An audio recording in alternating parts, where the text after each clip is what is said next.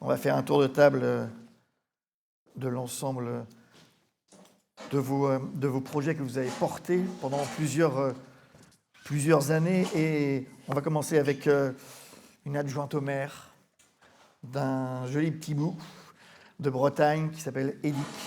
Pour ceux qui ne connaissent pas, je vous conseille d'y aller, c'est très joli. Émilie Moidon, vous êtes donc adjointe au maire, vous êtes ancienne garde du littoral, c'est ça ?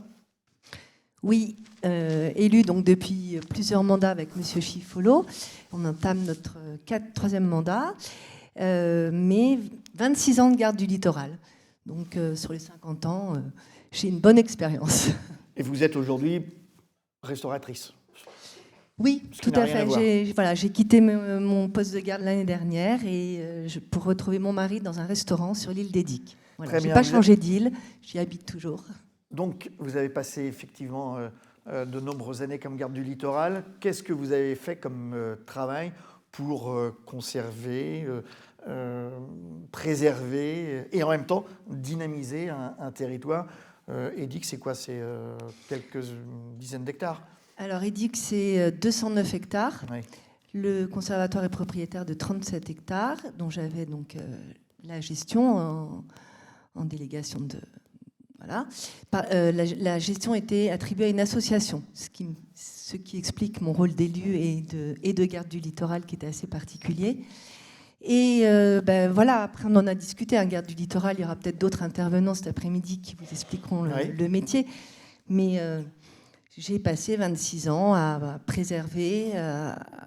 Alors il y avait le bâti, qui est donc le fort, j'en parlerai peut-être un petit peu plus tout à l'heure.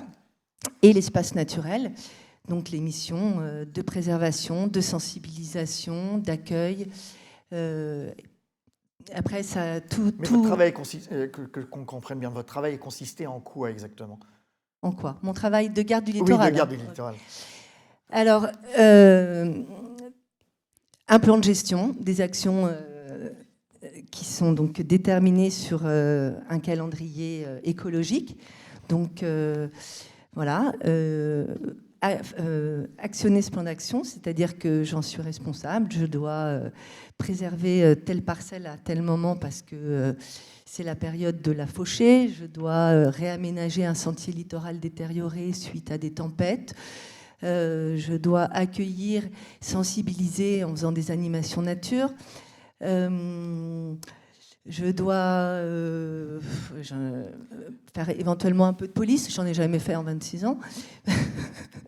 Enfin, je veux dire, j'en ai jamais mis de PV, mais voilà, c'est fait partie aussi du rôle du garde du littoral. Et alors, en termes de valorisation de ce patrimoine, sur quoi vous avez travaillé ? Quels sont les résultats que vous avez obtenus ?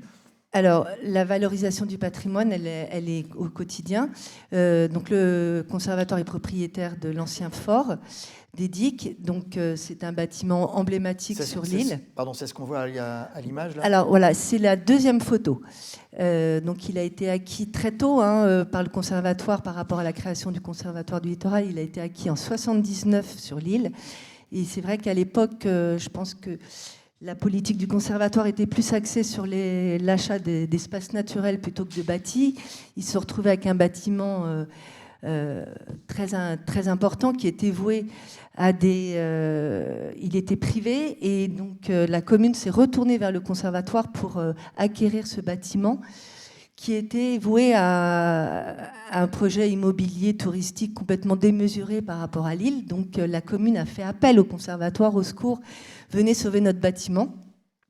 Et a permis, donc voilà, cette acquisition a été vraiment un secours, ça a été difficile une valorisation. Ça a été difficile d'obtenir cette acquisition ? Peut-être une question à poser plutôt au conservatoire d'ailleurs. Oui, je pense, parce que moi en 79, j'étais un peu petite et je ne connais pas. Non, je pense que ça a été un appel des élus de l'époque, vraiment par rapport à un projet touristique démesuré, et le conservatoire a acquis directement ce bâti et un espace naturel autour de ce bâtiment qui avait un atout écologique important pour l'île aussi. Et alors aujourd'hui, ce fort, Oui. c'est un lieu exceptionnel, vous me disiez. Oui, alors donc le temps a été un peu long aussi pour la rénovation. Il y a eu une grosse phase de restauration dans les années 90 qui a permis de ne plus être un bâtiment, qui a permis d'accéder, d'ouvrir le bâtiment au public.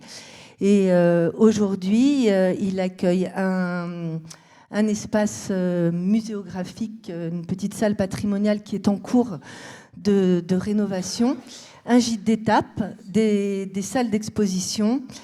Alors ces photos sont un peu anciennes parce que depuis on a rénové le gîte d'étape et les salles d'exposition sont en cours aussi d'un projet avec le soutien de la région pour être aussi complètement refaites. Et ces lieux sont gérés par qui aujourd'hui ? Alors, ils ont été gérés par une association pendant 30 ans. Et aujourd'hui, la commune vient de reprendre la gestion. Donc, voilà, c'est la commune qui gère l'ensemble du fort. Et c'est vraiment... Édic, c'est 209 hectares, c'est tout petit. C'est un patrimoine naturel et culturel important, hein, parce qu'on y trouve des sépultures les plus anciennes d'Europe, du Mésolithique jusqu'au site gaulois, jusqu'à une tour Vauban et un fort Louis-Philippe. Enfin, voilà, je ne vais pas vous faire l'inventaire, mais sur 209 hectares, c'est d'une richesse. Et je pense que c'est l'insularité qui a préservé ces patrimoines culturels, architecturaux, et qui aujourd'hui ont toujours une importance pour la commune. Est-ce que vous avez été soutenu par, j'allais dire, les Édiquais et les Édiquaises ? Oui, alors je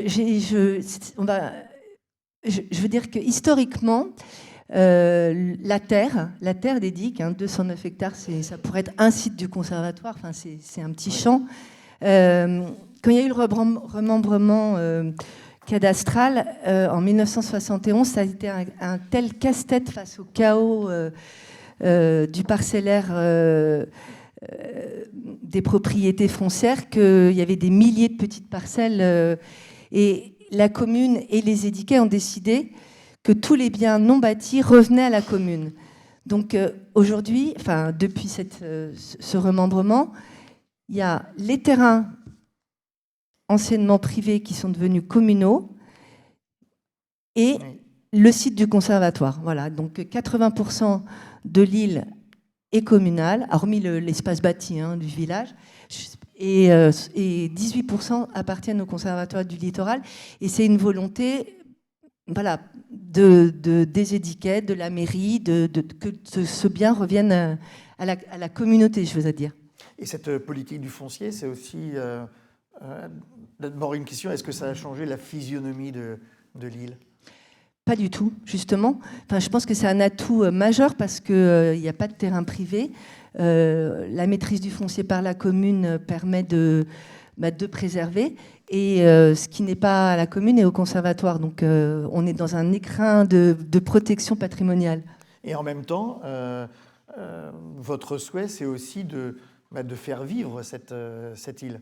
Tout à fait. Donc d'avoir la maîtrise de ce foncier permet de ne pas faire n'importe quoi. Donc ça, c'est un deuxième projet. La photo, c'est le sémaphore de Lille, qui était aussi propriété forcément de l'armée. C'est un autre lieu assez emblématique qui montre aussi l'histoire de l'emprise militaire sur l'île. Les îles ont toujours été des lieux de surveillance avancée en mer. Et ce sémaphore, c'est pareil, il a été sous bail antiphéotique à un privé pendant longtemps. Et quand l'armée a souhaité s'en séparer, la priorité, c'était bien sûr de se retourner vers la mairie. La mairie l'a acquis pour un franc symbolique. Et aujourd'hui, le rénove et veut le rendre accessible au public. Il a été presque privatisé pendant 50 ans parce que c'était des particuliers. Aujourd'hui, il est ouvert ou... Voilà, alors aujourd'hui, c'en est la médiathèque de Lille, qui a été l'aile gauche du sémaphore est devenue la médiathèque, et donc ouverte au public pour les enfants, voilà, qui merveilleuse. Aller lire des livres dans un sémaphore. Et l'aile droite va être ouverte et inaugurée le 18 juin Voilà, et ça va être un lieu, un tiers-lieu où on va accueillir. On accueille déjà, par exemple, les enfants du collège en visio quand il y a des tempêtes et qui ne peuvent pas aller au collège, les anciens pour un Scrabble, des réunions, des séminaires. Voilà. Et quand on voit tout ce qui est fait sur ce petit caillou, on se dit, mais comment est-ce qu'une commune, avec les moyens que possède une petite commune, comment est-ce que vous arrivez à porter tous ces projets qui sont très structurants finalement pour l'île? Je pense que les partenaires de l'État sont avec nous depuis le début. La région, le département, l'AIP, l'Association des îles du Ponant, les communautés de communes, la communauté de communes.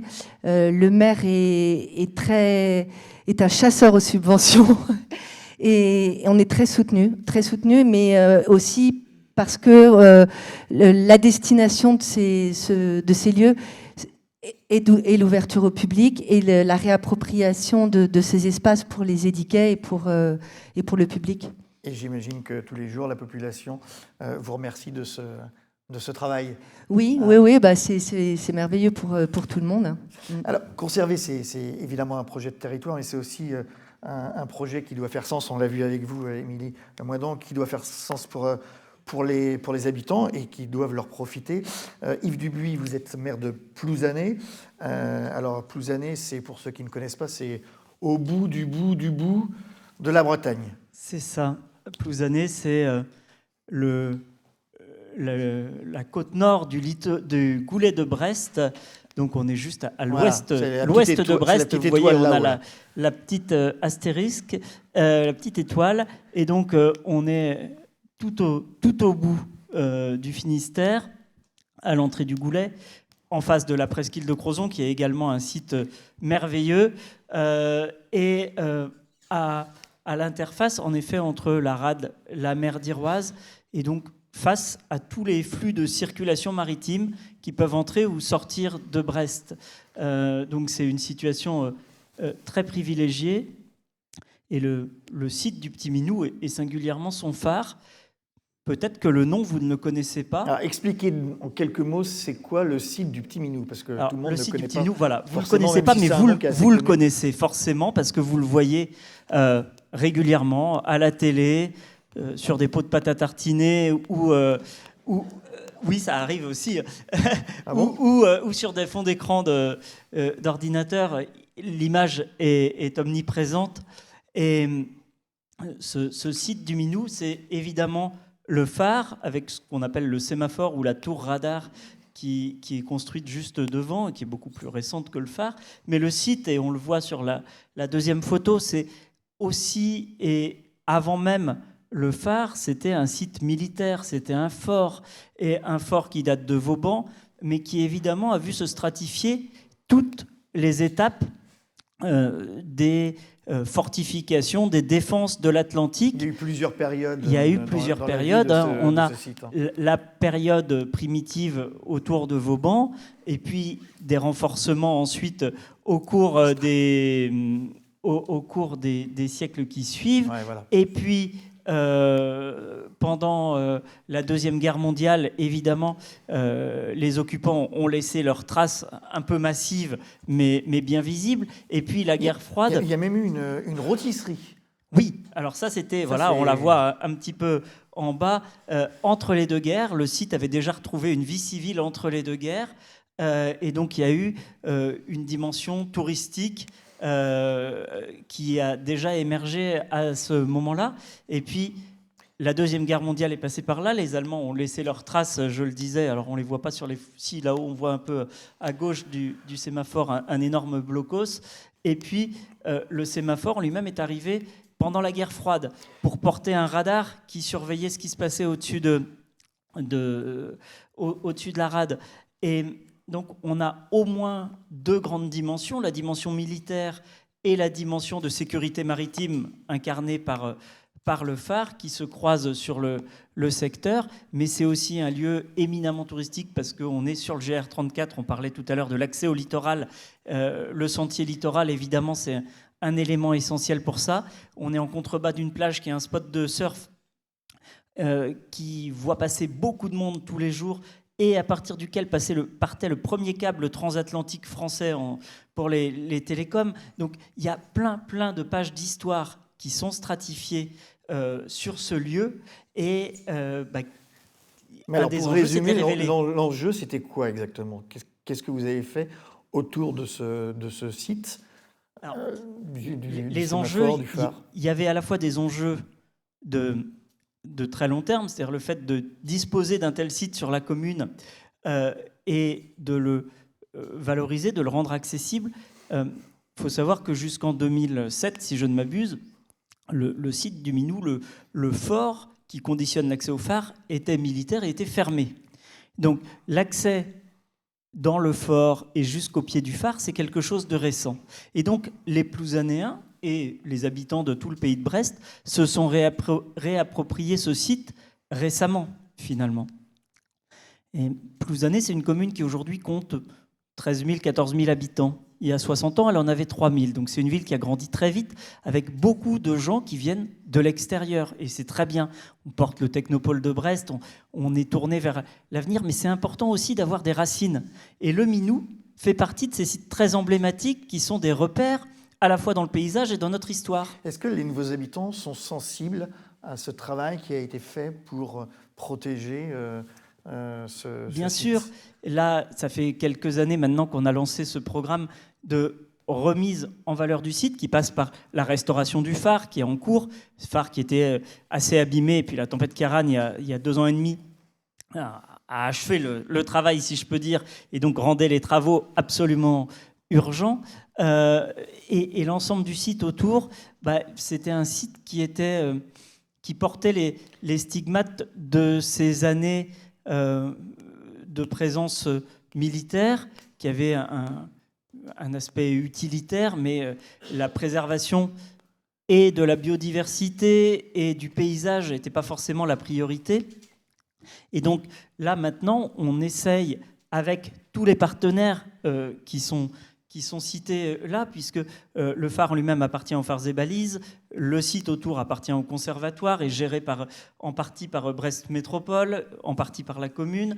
On a une association très active, l'association des Vigies du Minou, qui travaille justement sur l'histoire du site, sur la médiation autour de cette histoire, mais qui fait aussi, à l'occasion des petits travaux de débroussaillage et pour permettre là aussi une meilleure appropriation par tout le monde. Et puis d'entretenir le site. Voilà. Et puis on a le soutien de la Fondation du patrimoine qui, là aussi, a perçu l'intérêt de ce site et nous soutient pour réunir les financements pour une remise en ordre importante. Parce qu'aujourd'hui, on est principalement sur le phare.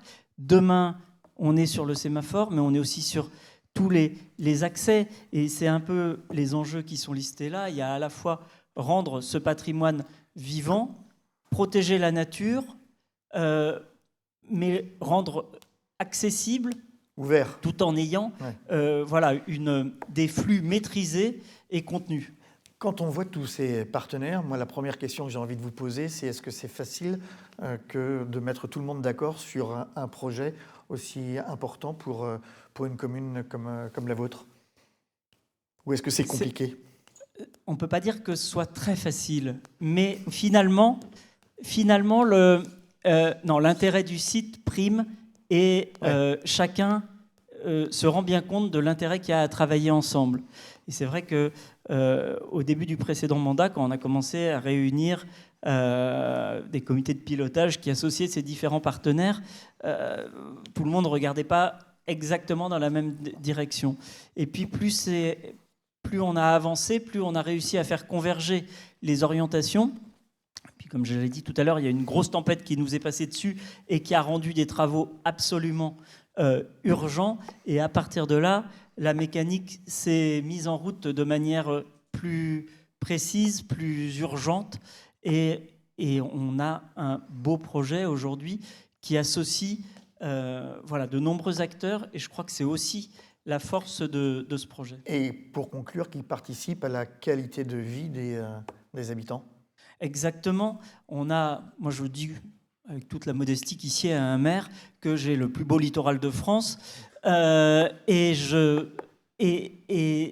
vous avez été réélu. Est-ce que vous avez été réélu grâce au travail que vous avez fait ? Grâce au travail de manière générale, oui. Le Minou y a contribué sûrement, parmi d'autres sujets, j'imagine. Mais en tout cas, s'il y avait eu un rejet de ce qu'on faisait au Minou, peut-être le résultat des élections aurait été différent. Parce que, en effet, c'est un des éléments, c'est pas le seul, mais c'est un des éléments assez emblématiques de l'action qu'on a conduite au cours des dernières années. Et je pense que pour les Plouzanéennes et les Plouzanéens, c'est important de voir qu'un site aussi important que celui-là est pris en compte et qu'on arrive à faire émerger un projet. Alors là aussi, et je rejoins ce qui a été dit tout à l'heure, ça va prendre des dizaines d'années pour conduire à terme un projet de restauration complet du site, mais qu'on va dans une direction qui permet à la fois de respecter le site dans sa dimension écologique, dans sa dimension patrimoniale, dans sa dimension historique, dans sa dimension touristique ou d'accès au littoral. Et environnemental. Merci beaucoup Yves Dubuis, maire de Plouzané. Je vais donner la parole justement à un ancien maire, le maire de Montsinéry, Tonnegrande, Patrick Lecante. Bonjour. Oui, bonjour à... Bienvenue, vous venez de loin, vous venez de Guyane. Oui. Le voyage a été bon. Alors, je le disais, conserver, c'est évidemment garder en mémoire l'histoire d'un territoire, et même l'histoire qui frotte, l'histoire un peu sombre, de périodes qui sont évidemment très, très, très sensibles. Et vous allez nous raconter l'histoire d'un bagne, c'est le bagne des Anamites, dont vous êtes occupé, et vous m'avez dit, mais c'est le projet de ma vie, ça fait des années et des années que je travaille à faire vivre finalement ce lieu très lourd pour les Guyanais et au-delà. Oui, nous ne sommes plus au Petit Minou, nous sommes en Guyane française, en Amérique du Sud, mais permettez-moi tout d'abord de remercier chaleureusement le Conservatoire du Littoral qui m'a fait l'honneur donc de m'inviter et avoir une pensée très profonde, très sincère pour Marc Descombes, un ancien collaborateur parti à la retraite, qui a beaucoup milité pour ce projet et l'intégrer finalement dans la politique publique du Conservatoire du Littoral. Ce n'était pas gagné. Ça a mis quelques temps, mais nous sommes arrivés. Alors, nous sommes à Montsinéry-Tonnegrande, à 50 km de Cayenne, la ville capitale de la Guyane, en Amérique du Sud, en Amazonie.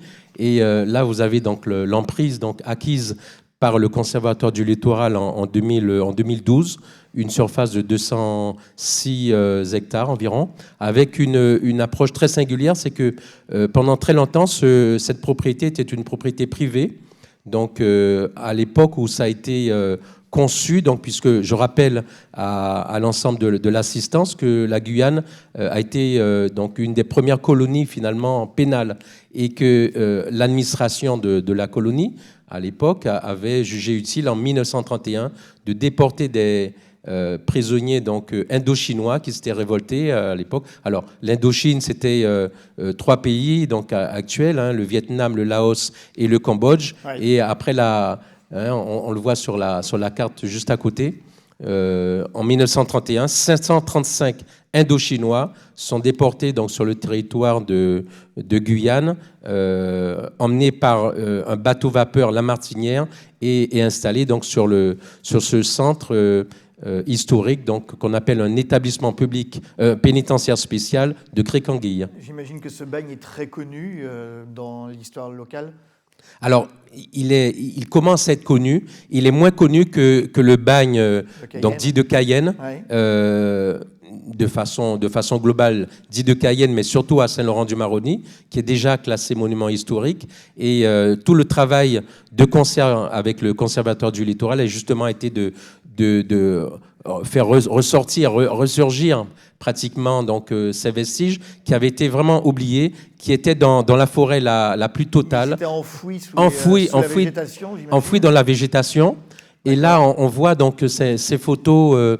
Alors sur votre droite ou votre gauche, là on voit Créquanguille avec ces personnes avec le drapeau, le chapeau bien connu, hein, indo-chinois, qui étaient en train de réaliser une voie Decauville. On est à l'intérieur, on est en 1931-1932, et l'idée de départ était de pouvoir relier d'est en ouest le territoire par cette main-d'œuvre avec une voie ferrée. Et deux autres camps donc, sont les photos du haut, donc à la Forestière sur les rives du Maroni, et donc ici le troisième camp qui était donc situé à Gare-Tigre sur la Sénamarie, aujourd'hui en Noyer. Le seul camp qui demeure est celui donc de Créquanguille sur mon territoire. Alors ce travail de restauration que vous avez mené avec, j'imagine, avec un certain nombre d'autres partenaires, à commencer par le Conservatoire du Littoral, il a consisté en quoi et qu'est-ce que ça a donné? Et aujourd'hui, comment est-ce que vit ce site? Alors, ça a consisté d'abord à l'acquisition en pleine propriété par le Conservatoire du Littoral. Donc ça, on était sur, c'est ça ? On était sur un hiatus vraiment inimaginable qu'aucun ne pouvait imaginer, c'est-à-dire finalement une administration publique qui louait un terrain à un privé jusqu'à encore très très longtemps pour établir finalement un centre pénitentiaire. C'était assez cocasse. Donc, encore une fois, l'œuvre très utile du conservatoire a été pouvoir de restaurer quelque chose quelque part, donc cette histoire-là. Et puis derrière, effectivement, avec les autres partenaires de l'État, notamment la DAC localement chez nous, donc ministère de la Culture, commençait la réhabilitation donc des vestiges qui sont encore là, en sachant que chez nous, la problématique, c'est effectivement donc le pillage. Également, une brique. Alors là, le haut, on voit les cellules. Pour vous donner un ordre d'idée, c'est 4 mètres carrés. Donc, ils étaient plutôt en semi-liberté sur ce camp, donc de Créquanguille. Et lorsqu'ils se révoltaient, lorsqu'ils faisaient des grèves de la faim et qu'ils refusaient tout simplement de travailler, ils étaient punis, ils étaient emprisonnés là-dedans.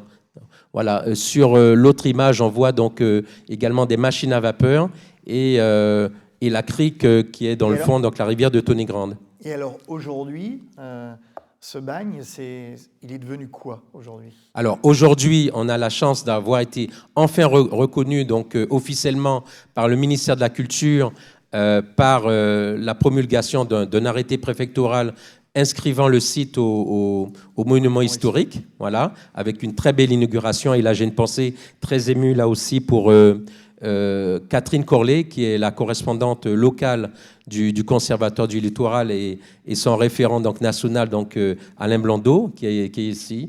Vous voyez, le remerciement. Et c'est un des sites les plus visités de Guyane. C'est devenu à la fois un site patrimonial pour la collectivité donc, territoriale et communale de Mont-Cenis-Tony-Grande. La commune en a la gestion avec une association des enfants de déportés indo-chinois qui sont chez nous, hein, qui sont bien vivants.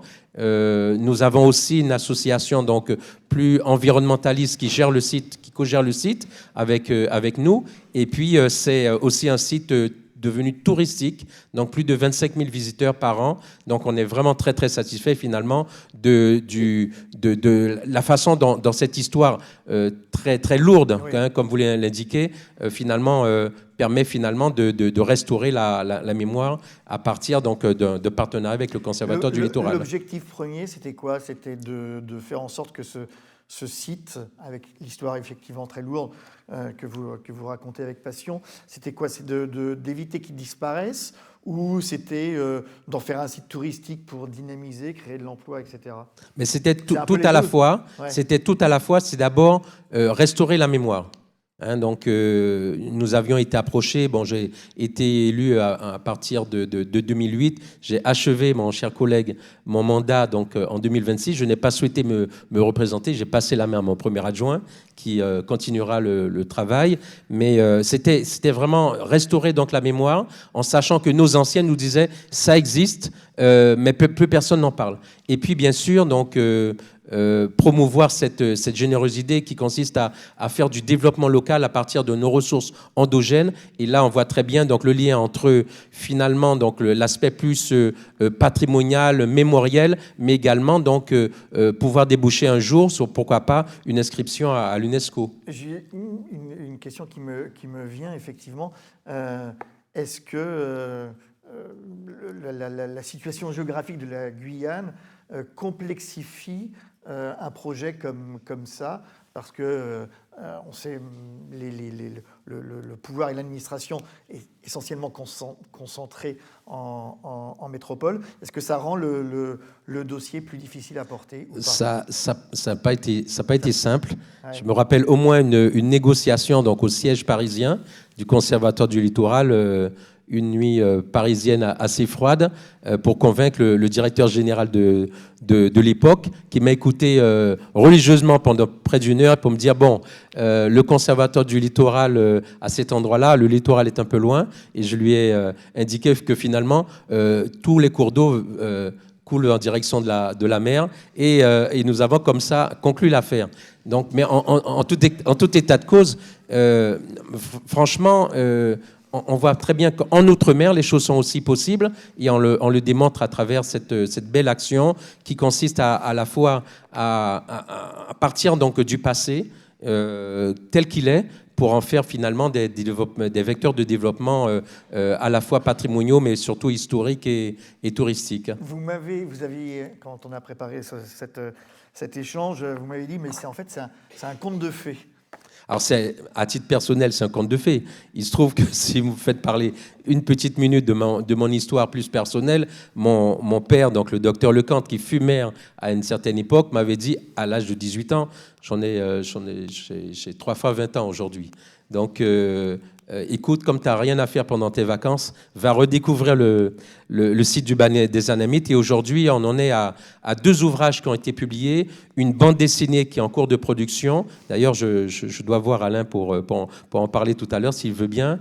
Et donc, une historienne, ici, au niveau national, qui parcourt le monde, qui a été à plusieurs reprises Christelle de Deban, qui a été jusqu'au Vietnam pour finalement aller à la trace même des Vietnamiens qui ont été déportés donc, sur notre site. Donc c'est une très très belle histoire. C'est une histoire donc, française, une histoire vietnamienne, une histoire amazonienne, et c'est même une histoire africaine puisque les surveillants de prison étaient sénégalais. Et c'est une histoire qui n'est pas finie, vous m'avez dit, il y a encore beaucoup de travail à faire. Il y a encore beaucoup de travail à faire, on travaille à cette bande dessinée.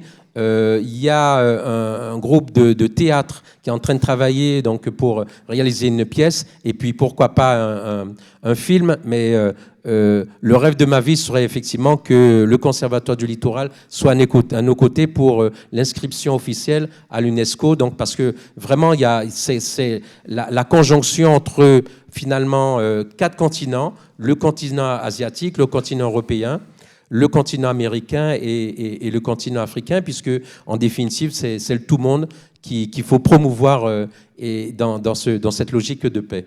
Et ça a été un vecteur de développement également pour presque toute la Guyane. Alors, pour toute la Guyane, pour ma population, ouais.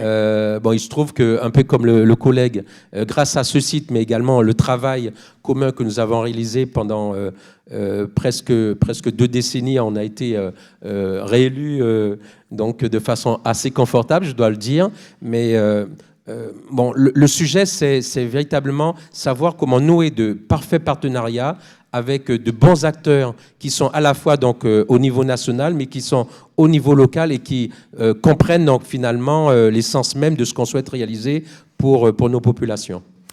Allez, conserver, c'est éviter effectivement, comme vous le disiez, que des sites disparaissent et laissent place à des projets parfois inquiétants, susceptibles en tout cas d'effacer la mémoire. Philippe Delio, vous définissez comme architecte paysagiste, c'est ça ? Absolument. Donc vous travaillez dans le sud de la France et vous avez travaillé avec votre cabinet sur la restauration du site des Polilles. De Poly, tout à fait. De Poly, où on en parlait hier soir, où il y avait des Anamites qui ont travaillé. en 1910. La question qui m'a été posée par le Conservatoire du Littoral en 2005, nous allons bientôt fêter les 20 ans de Poly, monsieur le directeur, j'espère qu'on fera une belle fête, c'était comment on transforme la perception de ce site sans en transformer la mémoire. Et quand Gambetta appelle Nobel en 1870 pour créer la première dynamiterie en Europe, après avoir mis au point sa recette de la dynamite, qui est à Poly d'ailleurs, hein, vous trouvez la recette de la dynamite sans les doses pour savoir expliquer aux enfants comment on traversait effectivement cette aventure scientifique. En tout cas, on avait deux dans le concours. Il y avait un concours à l'époque, et moi je pousse toujours les maîtres d'ouvrage à dire il faut des concours de maîtrise d'œuvre pour effectivement attiser la curiosité des élus et surtout débattre de la réponse qu'on ne peut avoir vis-à-vis d'un projet. C'était garder la mémoire ouvrière et faire un projet de renaturation. La question de la friche, c'est la photo que vous venez de voir. Effectivement, la nature a horreur du vide. Et donc, en 150 ans, le site qui a été abandonné dans les années 90, avec les affaires de port-mairie pour faire une marina, avec des affaires de centrales électriques, de centres de vacances, enfin, en tout cas quelque chose qui niait la mémoire du site, il y avait donc dans le cahier des charges, le fameux cahier des charges, le projet scientifique et culturel, de dire il faut garder la mémoire ouvrière et il faut faire quand même, malgré tout, un projet de renaturation. On a démoli 93 bâtiments à Poly. On n'en a gardé que 5. Mais les 5 ont un nouvel usage et ont permis un nouvel usage, en l'occurrence, accueillir des gens qui vont juste se baigner, des gens qui ont juste besoin de faire revoir avec les enseignants cartoucheuses et les anciens nitreurs leur projet. Et alors aujourd'hui, tout ce travail d'abord, ça a duré combien de temps, le travail de réhabilitation que vous avez mené? Alors là, je vais faire rêver certaines personnes dans la salle. On est arrivé à faire à Poly avec 12 millions en 2 ans, ce qui aujourd'hui serait totalement impossible pour à la fois obtenir le permis, faire les travaux et réceptionner. En 2 ans, on avait un couperet qui était en juin 2006. Et les subventions européennes, j'avais pas un jour de plus, j'avais 2% droit à 2% de dépassement avec mon équipe, et on y est arrivé. Bon, on avait des élus aussi assez fantastiques avec Christian Bourquin et Georges Frêche, mais on avait aussi un directeur, n'est-ce pas, fabuleux, qui sont toujours fabuleux, n'est-ce pas, Emmanuel Lopez, et puis on avait Jean-Claude Armand, effectivement, délégué régional, qui ont poussé. Et en fait, il y a eu une espèce d'alignement de planète, de dire, ce site, il faut absolument qu'on en fasse un outil environnemental et qui ne soit pas une réponse économique et urbaine, hein, la station balnéaire qui était prévue par le plan Racine, mais effectivement un objet d'envie, de désir pour la population locale. Et donc, concours 2005, début des travaux, concours 2003, début des travaux 2005, fin des travaux 2006. Donc quand Nobel, effectivement, quand Gambetta demande à Nobel en 1870 de s'installer loin des Prussiens où il y a de l'eau, parce que faire de la dynamite ça demande beaucoup d'eau, avoir une voie ferrée pour amener le charbon, le coton azotique et toutes les denrées, les acides, et la jeter pour partir en bateau, hein, effectivement ils font un empire. Mais ils font pas qu'un empire. Ils font, puisque Nobel existe toujours et les royalties ont créé, comme vous le savez, les prix Nobel, mais aussi une vie sur place. Et Nobel était un vieux bâtisseur 19e avec les maisons, les jardins, l'école, la plage. Et donc, il y avait une vie extrêmement sociale très importante. Et tous les Bagnoliens, les Coloriens, les Port-Vendré ont tous un aïeul qui a travaillé à Nobel, qui a travaillé pour Nobel et qui a travaillé à Poly. Ils n'étaient pas que en cartoucheuse ou en cartoucheur et nitreur, mais ils étaient aussi agriculteurs, pêcheurs et viticulteurs. Je vous fais accélérer, on va faire un bond dans l'histoire. Aujourd'hui, le site, c'est quoi? Il est devenu quoi? Alors, aujourd'hui, ce site, il a essayé, avec donc un cas architecte, avec Hervé Minot naturaliste, avec des scénographes, avec des bureaux d'études structures, avec un parking déporté, comme dans une opération grand site, à devenir à la fois un lieu de mémoire et un lieu de nature. Un lieu de mémoire pour la population locale qui avait besoin de retrouver effectivement leur enfance, leur Madeleine de Proust. Et pour les 5 bâtiments que vous avez conservés. Pour les 5 bâtiments, donc la maison du directeur, qui était la seule qui était hors d'eau, hein, donc pas en zone rouge, elle a pu devenir effectivement l'administration et un abécédaire sur la mémoire ouvrière, grâce à Audrey Tenaillon. Donc on commence par une exposition très simple, hein, pour parler de cette mémoire ouvrière.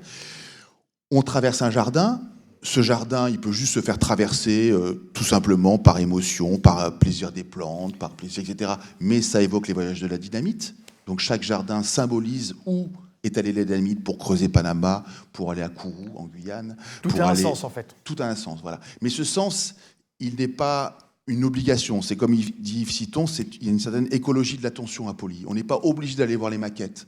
On n'est pas obligé de comprendre que ce jardin évoque effectivement les mines de Bataire en Algérie. On n'est pas obligé de savoir effectivement tout ça. Mais si on veut le savoir, on a des visites guidées gratuites.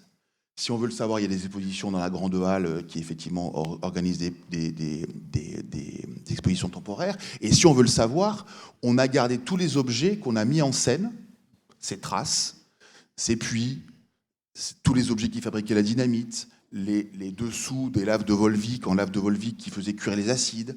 Et on a créé une scénographie de parcours. Et on a 2 grands arcs que vous voyez d'ailleurs sur cette photo, ce qu'on a baptisé l'arc panoramique et l'arc littoral. L'arc panoramique va du plus anthropique, le jardin du directeur, au moins anthropique, l'île des Gatilliers. Et l'arc littoral est un index le long de la dynamiterie originelle pour avoir ce rapport effectivement avec le mur anti-débarquement qu'on a conservé parce qu'il nous permettait effectivement de garder. Alors il y a eu un gros travail on le voit, de réhabilitation avec une scénographie, j'allais dire complexe, en tout cas très, très dynamique, où chacun y trouve ce qui interactive. Est-ce que l'enjeu, c'était d'éviter justement, et ça c'est très important, notamment pour le conservateur du littoral, c'est de ne pas faire des sanctuaires un peu couverts et sous cloche, mais plutôt un site ouvert, dynamique, le contraire de ce qu'on a appelé dans les années 80 des écomusées, quoi. Alors voilà, d'abord la première chose, c'est de dire on ne construit pas. Les plus beaux mètres carrés qu'on ne construit pas, c'est Miss, et de dire tout ce qui est permis grâce à des nouveaux usages, l'atelier des barques, la maison du directeur pour la petite exposition, la petite buvette, etc. C'est dans les mètres carrés qui existent. Donc on n'en a pas besoin d'autres. Bon. Et ensuite, pour donner un avenir à cette mémoire, on avait baptisé d'ailleurs notre projet l'avenir d'une mémoire, c'est réanimer le temps. Et pour réanimer le temps, il faut effectivement retrouver des nouveaux usages pour conforter l'existant. Voilà. Et donc cette scénographie effectivement de passage nous permet à la fois d'accueillir des écoles, à la fois d'accueillir des gens qui vont juste passer une bonne journée sur place, d'accueillir le sentier du littoral entre Banyuls et Port-Ventre, voilà. Et tout ça fait 400 000 visiteurs par an. C'est la question que j'allais vous poser, 400 000 visiteurs par an. L'objectif, c'est d'en accueillir encore plus, ou non, il y a une jauge qu'il convient de respecter? On s'était posé la question, comme dans les parcs nationaux souvent, quelle est la capacité de charge du site? Et on avait estimé que la plage, si elle devait accueillir, parce que c'est l'endroit le plus abrité, c'est l'endroit, effectivement, il y a des fonds marins absolument fabuleux, était capable d'accueillir à peu près 1000 à 1500 visiteurs maximum par jour. Voilà. Donc l'aire de stationnement a été calé là-dessus, et donc on a fait en sorte que s'il y avait d'autres personnes qui venaient en plus, ils venaient plutôt en vélo. Il y a une piste cyclable qui vient d'être ouverte, plutôt à pied, et puis peut-être un jour en train, parce qu'on rêve, comme la Côte Bleue sur le sentier du littoral à Niolon, etc., d'avoir un arrêt à Poli un jour pour effectivement que les gens viennent en train. Aujourd'hui, le projet est totalement abouti. Alors, un projet de paysage n'est jamais abouti. N'est jamais abouti, de toute façon. Par définition, toujours la vie invente, n'est-ce pas, comme dirait Gilles Clément. Et donc, on a la chance, grâce donc au gestionnaire, qui est le département des Pyrénées-Orientales, chère Christine, qui est là, qui est partie dans le Nord, mais qui s'est occupée du site un moment. Et donc, il y a 4 jardiniers, il y a une entreprise d'insertion, il y a des gens qui font de la médiation, il y a la petite fille d'une des dernières nitreuses qui fait les visites guidées au Cap Nord, où on fait visiter la friche et l'espace tel qu'il était autrefois. Voilà. Et là, vous avez l'ancien château d'eau qui a été transformé en vigie. Donc redonner un nouvel usage aux bâtiments, c'est les transformer, c'est les ouvrir, c'est les réorienter. Voilà. Donc c'est le travail qu'on a fait avec Inca. Et puis l'esplanade des 4 tours que vous avez sous les yeux, c'était de savoir et de comprendre le paysage. L'esplanade des 4 tours, on avait inventé ce terme-là lors du concours, il est resté dans le dépliant de visite, parce que de cette esplanade des 4 tours, vous voyez le Cap Béar, vous voyez la tour de la Madeloque, qui est la tour de garde sur la crête, vous voyez la vigie et la grande cheminée de l'usine. Voilà, donc c'est un mot comme ça qui est resté et on l'explique, où les gens le ressentent, etc. Et les fresques que vous avez vues défiler, c'était une façon aussi de rendre hommage aux anciennes ouvrières et aux anciens ouvriers, ou de la fanfare, qui est sur un des bâtiments. Et on est accueilli à Poly par justement les gens qui y travaillaient. Et pour conclure, ce programme de réhabilitation a permis de conserver ce qu'on appelle la mémoire humaine et ouvrière. Absolument.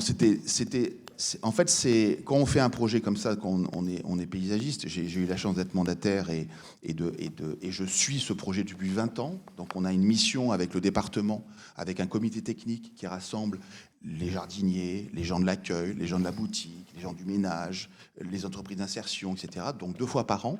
Et 2 fois par an, on discute de ce qui va se passer pendant les expositions, pendant les manifestations, comment on accueille les classes cette année, etc., etc. Mais comment on réouvre le milieu, comment on remet en scène, comment on restaure ce muret et pas l'autre. Donc comment on fait vivre ce site et qu'effectivement, la façon dont on oriente le regard et qu'on remet en scène ce paysage, qui par définition bouge, eh bien, participe au plaisir de la visite. Merci beaucoup, en tout cas, d'être venu nous parler de ce beau programme de réhabilitation du site de Poly.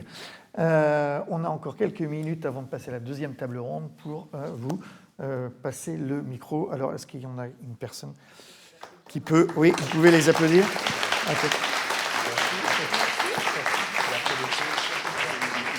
Alors, qui veut poser une question ou réagir par rapport à ces 4 projets structurants pour les territoires, pour le littoral? Personne?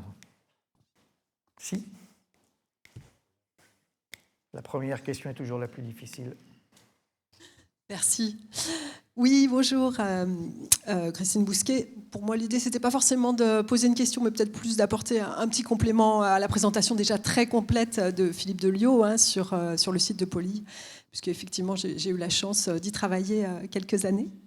Et oui, il y a peut-être 2 choses qui me semblaient importantes d'insister, même si tu l'as déjà évoqué. C'est pour dire que Poly, pour moi, ce site, il y a un peu du miracle, en fait, parce qu'effectivement, il a été acheté à un moment pour être transformé en marina.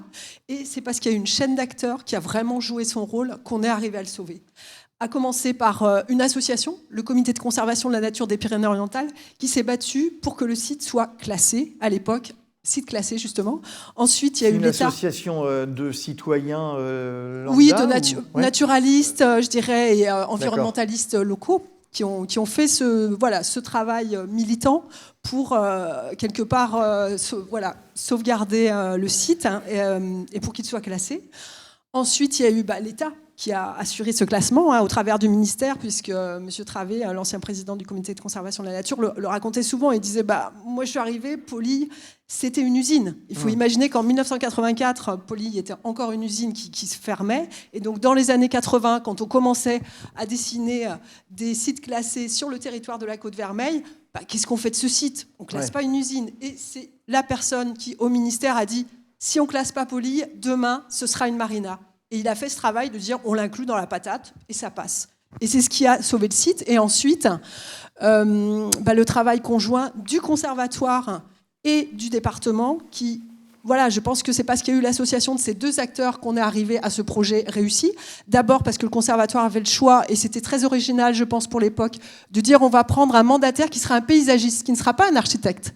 En général, c'était il y a quelques années maintenant, c'était plutôt des architectes qui étaient pris. Et là, ça a été assez novateur de dire on va prendre un paysagiste. Et je pense que ça a en grande partie joué dans le succès du site aujourd'hui. Et puis de choisir le bon paysagiste, puisqu'on connaît le succès qu'a ce projet aujourd'hui. Donc voilà, ça c'était la première chose, rappeler la chaîne d'acteurs. Et deuxième élément, peut-être, tu as raison, le projet Philippe, bien sûr, le projet paysager a été réussi parce qu'il a permis de faire vivre cette mémoire. Il y a tout ce chevelu autour de la mémoire qui est très important de rappeler. Effectivement, l'atelier des barques, qui est un lieu, barca en catalan, ce qui veut dire bateau, c'est un lieu où aujourd'hui il y a de la transmission de comment on restaure des barques anciennes, des sardinales, des bateaux de pêche, etc. Il y a tout cet aspect transmission qui est extrêmement marqué sur le site. Tu as parlé d'Aline, vous avez la guide d'histoire qui raconte l'histoire de sa grand-mère qui fabriquait des bâtons de dynamite avec ses petits doigts, forcément, c'est quelque chose qui marche. Et c'est des lieux d'exposition. Donc, on a régulièrement des expositions qui tournent et qui permettent, je dirais, de réinjecter de la mémoire, celle des gens d'Annam qui ont travaillé sur le site, et celle de, je dirais, c'est pas des prix Nobel, mais de la littérature régionale, qui permet de faire vivre cette mémoire au quotidien. Voilà, merci. Merci. Une question à tous les quatre, d'ailleurs. Ouais, allez-y. Ouais, juste pour compléter, vous me disiez tout à l'heure, qu'est-ce qui reste à faire ? Oui. Il reste justement les caps sud et les caps nord, qui sont restés encore dans leur jus, comme si les ouvriers étaient partis hier. Notamment, il y a tous les bâtiments des Annamites qui sont là, au cap nord, qui sont incroyables, avec la question du sentier du littoral qui s'érode. Donc, est-ce qu'on ne va pas plutôt passer par le cap nord demain plutôt que le côte, parce que la roche, effectivement, s'effondre. Il y avait un paradoxe aussi à Poly, dont tu parles, et j'ai souvent ce problème, c'est pas un problème, c'est plutôt un questionnement, avec la question de la mémoire, des traces, de l'architecture et de la mise en scène vis-à-vis des naturalistes, dont je fais partie. Le vivant, c'est évidemment mon point de départ. C'est qu'effectivement, à Poly, la friche était tellement belle, l'eau était tellement présente, parce que s'ils sont restés là, c'est parce qu'il y avait de l'eau. Les arbres étaient tellement incroyables, les peupliers étaient tellement gros, les arbres morts étaient tellement des cavités pour les chauves-souris, pour les insectes, enfin, etc., etc. Enfin, une friche, une belle friche, qu'il a fallu effectivement extrêmement justifier ce qu'on gardait et ce qu'on enlevait, en dehors de la question bâtimentaire, parce qu'effectivement, on avait à la base envie de tout garder, mais ce n'était pas possible. Et que si on voulait réexprimer cette mémoire, relire le site, revoir la mer, regarder les traces, remettre en scène la cheminée, etc., etc., il fallait enlever des arbres. Et donc ce tri-là, intelligent avec des naturalistes, ça a été un combat complètement dingue, où effectivement les personnes me disaient « mais tu ne vas pas enlever cet arbre ». Là, j'ai dit « il a un avenir, mais celui-là a plus d'avenir que l'autre ». Et effectivement, et grâce à ça, on va retrouver la perspective effectivement sur le Cap Nord. Et d'ailleurs, on l'observe pour tous les projets. Il y a une expression qui dit « choisir, c'est éliminer », mais c'est parfois très, très difficile. Et créer, c'est résister. Et c'est résister. Vous parliez de la chaîne des partenaires qui portent les projets. Ce qu'on observe, en tout cas pour l'ensemble des projets, c'est que souvent, au début de chaîne, il y a une mobilisation citoyenne qui se fait et qui, quelque part, est un déclencheur pour ces projets. Ou en tout cas, ces projets ne pourraient pas être portés par vous s'ils n'avaient pas l'adéquation. Et il y a la notion d'acceptabilité de la population.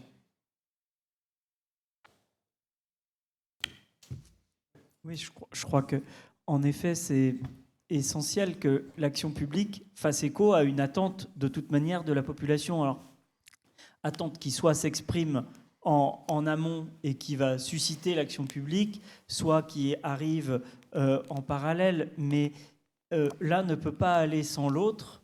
Et si des décideurs publics choisissaient de mener des projets qui allaient à l'encontre, seul ou à l'encontre de ce qu'attend la population, ça ne marcherait pas. Donc la question de la mémoire et de l'attente, elle est de toute manière sous-jacente, elle n'est pas toujours formulée, mais elle est, à mon avis, toujours sous-jacente dans la façon dont on peut porter ce genre de projet autour du patrimoine bâti, patrimoine naturel et articulation entre les deux. Allez, une dernière question ou remarque. Merci. Nathalie Novak, conseillère départementale des Côtes-d'Armor, déléguée à l'environnement. Merci infiniment pour vos témoignages. C'est vrai que c'est bouleversant. Enfin, moi, je trouve que les témoignages où l'homme a vécu des choses dures, où il y a eu de la sueur, mais aussi des larmes, et toujours très fort. Et peut-être que c'est aussi, moi, mon histoire de grand-père qui est venu aussi travailler dans les hauts fourneaux. C'est une autre histoire. Mais enfin, bon, voilà, moi, je sais que je suis très, très touchée. Et en fait, aussi ce lien entre nature et culture, si important, et où on l'a un peu abordé, on a besoin de travailler avec les gens, du coin, enfin des citoyens qui portent ça. Parce que parfois, on voit, puis on peut en parler, Michel, parfois des crispations qui peut être sur les territoires. Vous parliez d'arbres à enlever, ou parfois, quand moi je m'occupe des espaces naturels sensibles, où parfois c'est des choses très difficiles sur le territoire et où on a besoin d'être pédagogue, on a besoin d'aller rencontrer, de faire avec la population. La notion de communication et de pédagogie est vraiment, et c'est vrai et parfois on n'a pas toujours su bien le faire, et il faut qu'on ait vraiment ça à l'esprit pour que ça puisse marcher. Voilà, c'était un petit témoignage de terrain. Merci pour cette